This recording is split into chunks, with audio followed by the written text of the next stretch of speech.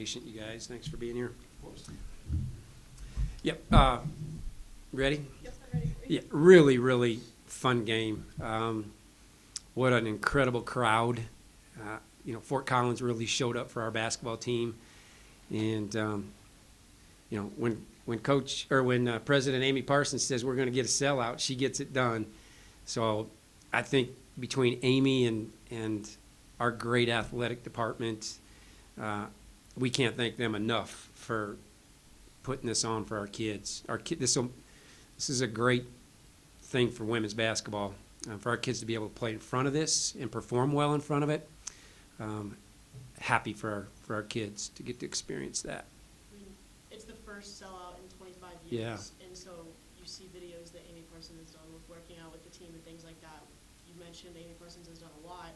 What does this mean for the team, and what does this mean going forwards? Well, here's what I think it just shows how all in she is for Colorado State, and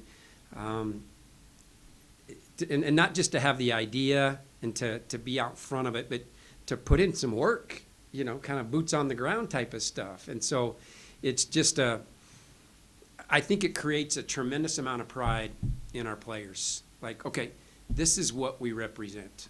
And so the fact that she sets that tone, it's great for everybody. What was the emotion like for you and the rest of the team, given that you knew it was going to be a sellout, you knew it was going to be Fight Like a Ram Day, and that Marta was going to be wearing the name of her teammate on her back? Yeah, very emotional day. This is the 5th time we've done this with UC Health, and it's emotional because our kids build a relationship with their cancer warrior, and they learn the journey that their warrior is going on, and you want to represent it, and you want to play so well for that. You want to, and that's not always an easy thing to do. And then you add 7,000+ on top of that.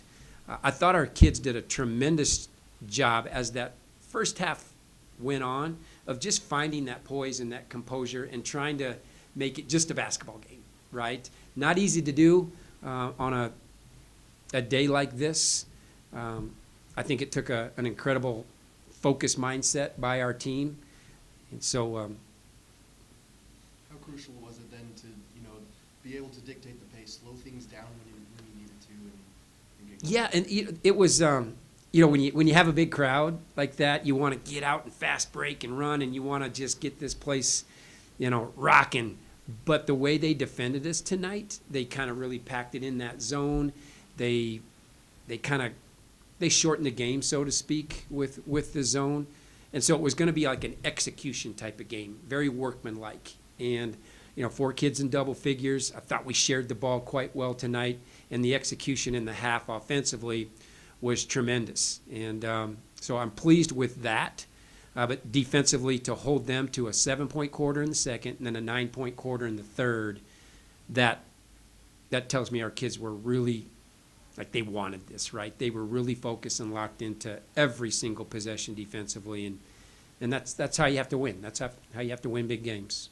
What do you think works well in the interior on both sides of the ball that allowed you to outscore them 16-8 in the paint? Sydney had 4 blocks. Yeah, I thought we shared it really well. I thought we had some nice, offensive patterns at the backside of their zone between Crocker, Sydney, Sana, Kendall, Callie. Those guys did a really good job of just, finding their spots, finding the seams, and making the right play. And so to outscore them in the paint when they live there, right? Moreland is really talented there, and I thought we did a really good job collectively as a team, making it really difficult to enter the ball in the paint. And because that's, we're maybe a little slight at that position sometimes. So it's going to take a collective effort. Everybody was locked into that.